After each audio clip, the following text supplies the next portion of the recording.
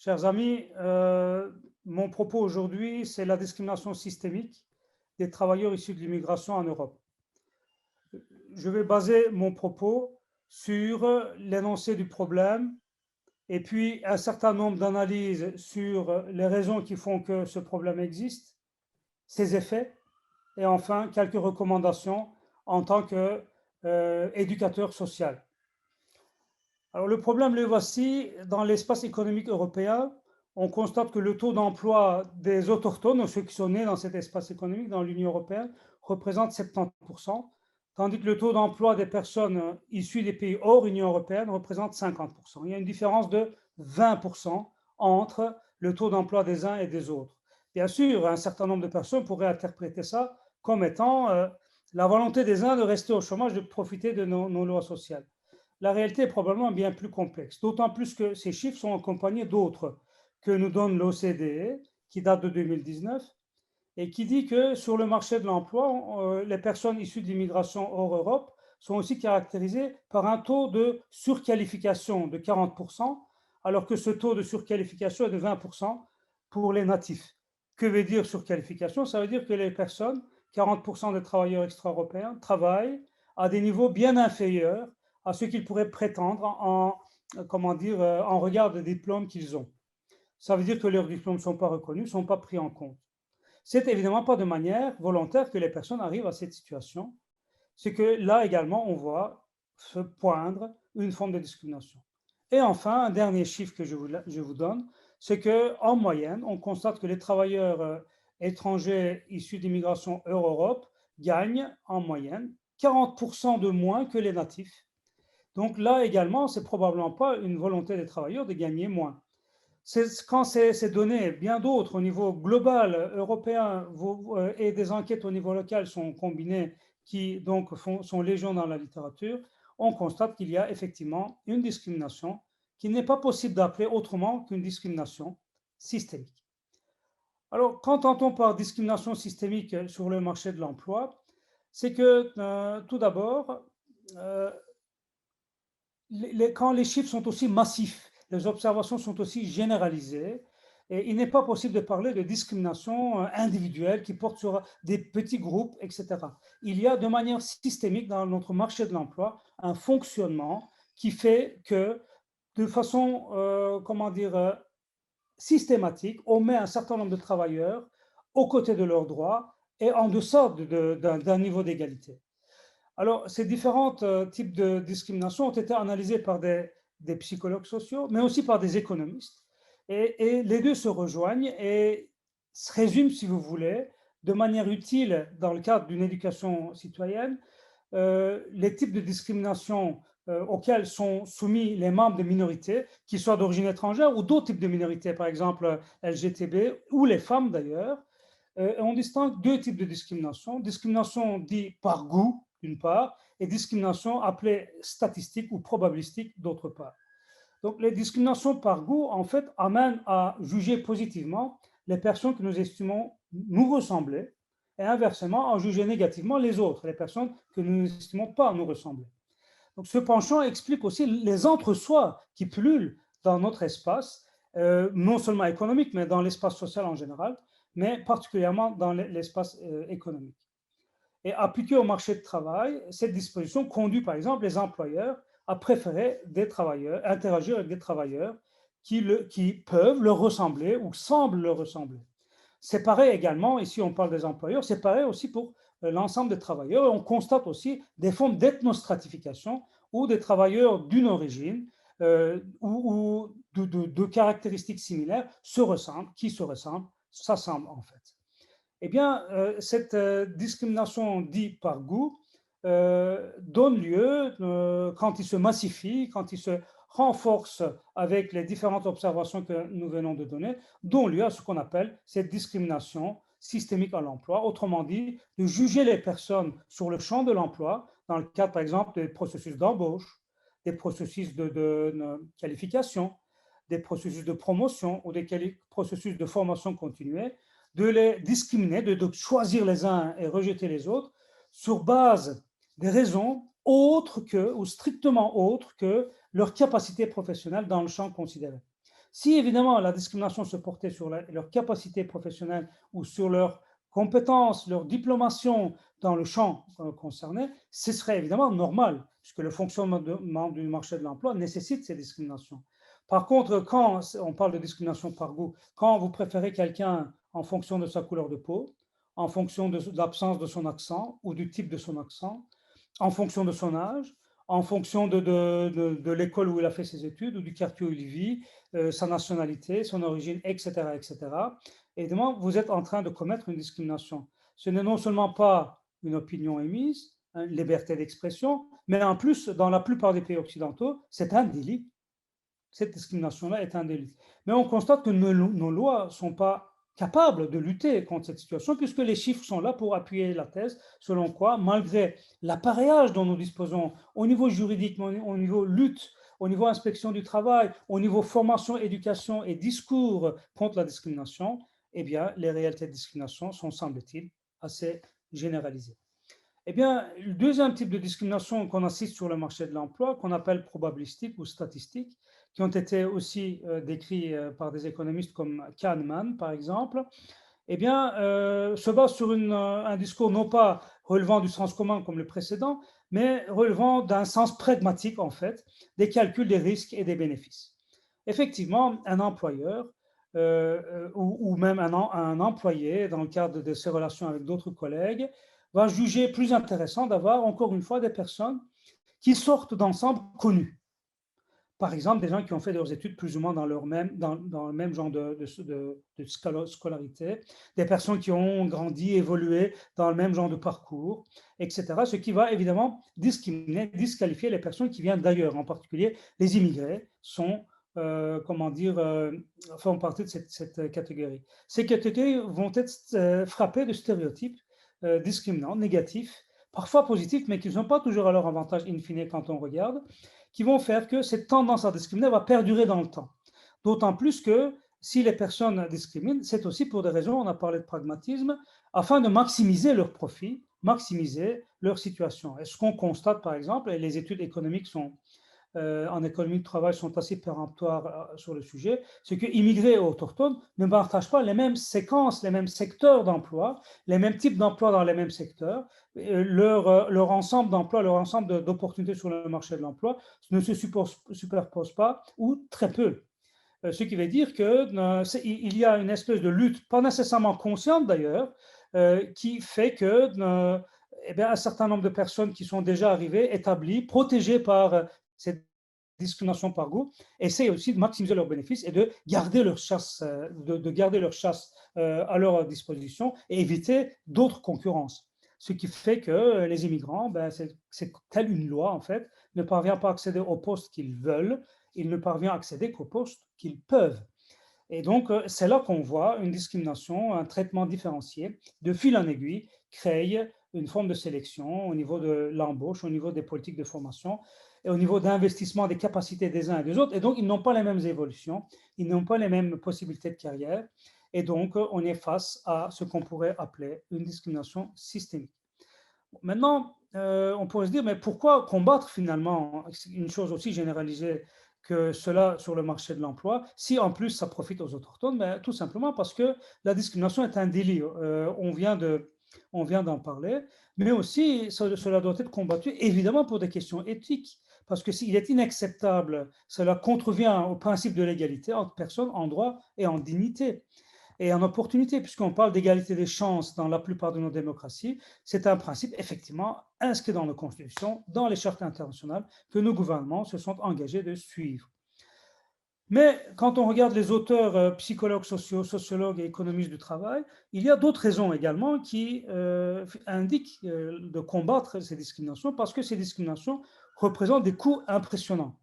Des coûts psychosociaux d'abord par rapport aux victimes de ces discriminations, et des coûts économiques par rapport à l'ensemble de la société, qui sont évidemment extrêmement importants, qui représentent des manques à gagner très impressionnants pour nos économies, donc pour chacun d'entre nous, nous, contributeurs, travailleurs dans ces économies. Alors, venons-en à ces coûts économiques de la discrimination qui ont été décrits par pas mal d'auteurs. Je vais vous parler d'un document très proche du pays où je travaille, donc sur la France, qui a été développé par France Stratégie, qui est un think tank du patronat français, qui ne passent pas pour être des gauchistes, n'est-ce pas? Eh bien, tout à fait récemment, en 2016, malheureusement, ce genre de calculs sont difficiles à faire, ne se répètent pas d'année en année, c'est un chiffre relativement récent, il montre que la discrimination coûte à l'État, coûte comment dire, aux entreprises. On parle d'une dizaine de pourcents du PIB, donc c'est quand même impressionnant, de, de, donc production intérieure brute, et qui, comment dire, le produit intérieur brut, qui dit que si jamais on pouvait combattre ne fût-ce que la moitié de ces discriminations, l'ensemble des Français bénéficierait d'une plus grande prospérité à hauteur de 5-6% en plus. Donc, ce qui n'est pas du tout négligeable. On voit aussi que les entreprises qui ont été étudiées par le groupe de recherche en question, donc les entreprises vertueuses, les plus éthiques finalement, se montrent aussi les plus prospères en quelque sorte, dans la mesure où en luttant contre la discrimination, ils ne font qu'augmenter le parc de travailleurs qualifiés dans lequel ils peuvent puiser des ressources humaines. Et donc, c'est la loi eh bien, les coûts de ces travailleurs diminuent évidemment, ce qui est notable. Donc, lutter contre la discrimination, paradoxalement, est quelque chose qui est tout à fait à l'avantage des entreprises. Alors, on peut aussi voir quels sont les coûts psychosociaux de la discrimination. Là aussi, on est face à un désastre extrêmement important, notamment à cause de ce menace de stéréotypes qui a été décrit par pas mal de psychologues sociaux. On voit les travailleurs issus de l'immigration ou les chercheurs d'emploi issus de l'immigration finalement répéter des expériences de discrimination en veux-tu, en voilà, et également en situation où ils sont de façon à ne pas vivre cette menace en nouveau, à se brimer eux-mêmes, à se discriminer eux-mêmes, à se censurer eux-mêmes dans leur intervention sur le marché de l'emploi, dans leur sollicitation d'emploi, etc., etc. Et on les voit finalement dans la mesure où ils se sous-estiment par le marché de l'emploi, à ne pas investir leurs capacités, à ne pas continuer à se former et donc à perdre aussi leur valeur.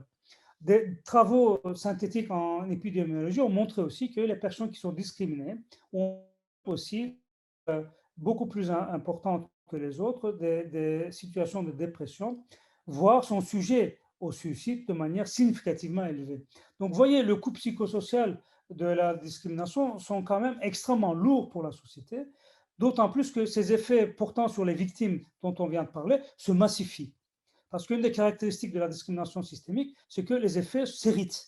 Dans la mesure où vous êtes mal inséré sur le marché de l'emploi, vous êtes peut-être mal logé, vous avez des difficultés à éduquer vos enfants, etc. Et donc, vos enfants aussi héritent de cette situation défavorable sur le marché de l'emploi et continuent dans la mesure où les stéréotypes à l'égard des personnes issues de cette origine-là continuent aussi sur le marché de l'emploi pour encore un certain nombre de décennies. Ce qui ne veut pas dire que ça continue ad vitam aeternam. Il y a des changements possibles, l'histoire nous le montre, mais ces changements sont lents et il faut compter sur plusieurs générations. Et si en même temps ces effets, ces angoisses et autres perturbations psychologiques sont héritées, les manques de confiance, on est face à un désastre qui se transmet de génération en génération. Or, comme vous le savez, le substrat confiance est quelque chose d'extrêmement important pour que nos économies puissent tourner à bon escient. Sans confiance, on n'investit pas. On ne s'investit pas soi-même déjà dans la formation. On ne s'investit pas sur le marché de l'emploi. Et alors, on diminue encore un peu ses chances de voir être sélectionné et entrer dans des mécanismes de valorisation et de prise de pouvoir. Alors, j'arrive à ma conclusion, c'est que de nombreux travaux scientifiques montrent que nos angoisses vis-à-vis de l'immigration, ce qui fait que des situations de discrimination par goût et ou probabilistiques sont installées, prennent leur source finalement dans nos impressions localisées et immédiates. Et qu'on a l'impression qu'on va être concurrencé par l'arrivée des immigrés. Il suffit pour s'en convaincre de lire un certain nombre de commentaires en dessous des articles qui parlent d'immigration dans nos chers pays démocratiques occidentaux. Malheureusement, un déversage de haine et légion sur ce genre de plateforme. Donc, on constate qu'un certain nombre de nos concitoyens se sentent menacés par l'immigration pour différentes raisons, alors que ces menaces ne se vérifient pas, ni à long terme, ni à court terme, à travers les études.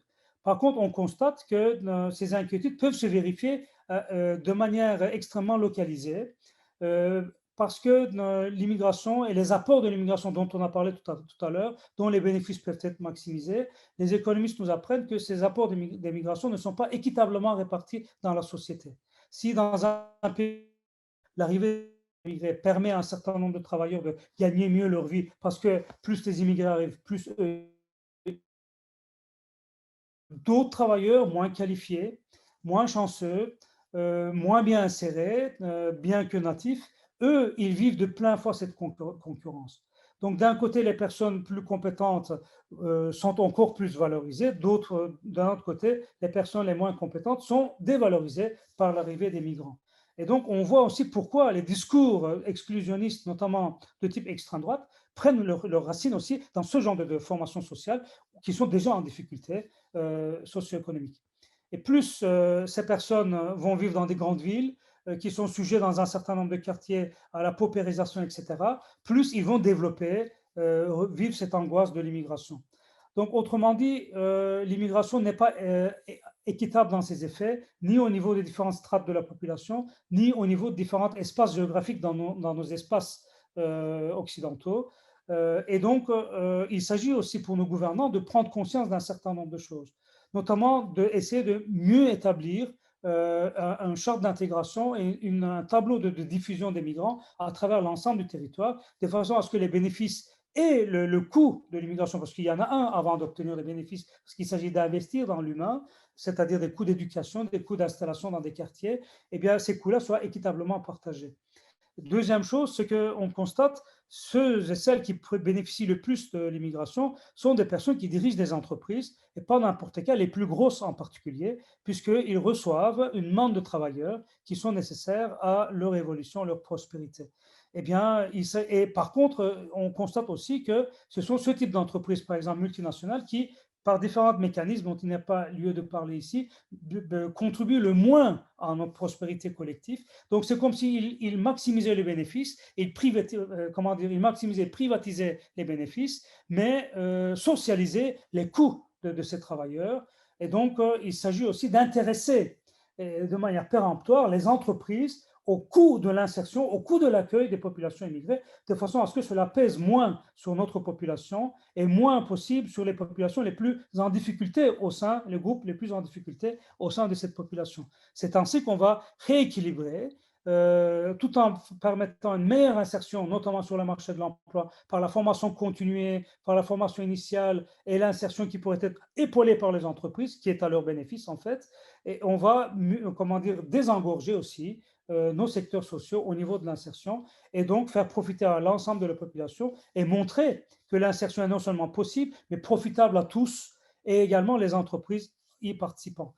Donc, ces différents constats politiques sont effectivement peu rencontrés dans nos États et sont nécessaires en quelque sorte de façon à rendre ces migrations les plus équitables possibles, à la fois pour les personnes immigrantes et leurs familles, avec une insertion rapide à la clé, une participation sociale rapide à la clé, mais à la fois les populations paupérisées de nos pays, les natifs paupérisés de nos pays, de façon à ce que cette concurrence ne soit pas portée sur les épaules des gens et que les travailleurs ne soient pas en concurrence les uns avec les autres, mais que les entreprises portent finalement ce fardeau qui, in fine, leur est bénéfique.